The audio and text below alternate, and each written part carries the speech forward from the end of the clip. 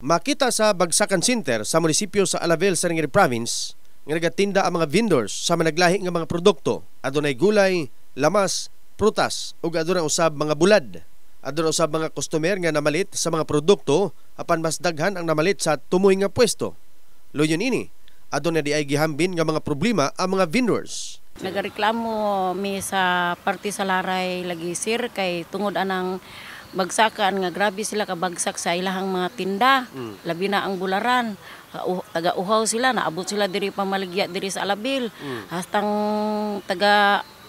taga-Janggas.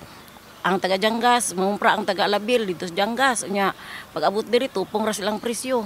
Unsaon na mo anak pag apas nga ang ilang presyo ubos pa mangani sa amo ang kumpra dito sa Kalumpang ug diri sa Jinsan. Usa sa nagatinda sa lugar nga nagatanyag og mas barato nga presyo ang nahinabi sa Brigada News Team og dinhi nasuta nga sa usa ka produkto nga luya aduna kani dakong kalahian sa presyo. Gumikan ang mga vendor sa Alabel sa laray bagsakan nagakumpra sa Jansan. Rason nga ang ilang retail price mokabat sa 2 ka gatos ka pesos samtang sa ilang kakopetensya nagabaligya lang og 150 pesos sa matag kilo. Aduna usab rason si Arniver Lyson kun ngano nga barato ang iyang presyo. Pero sila nga ngambal nga bagsak siya sa lunan pag bigakuha oy kaning repolyo amo lang ni ginakuha na kon sa bukid.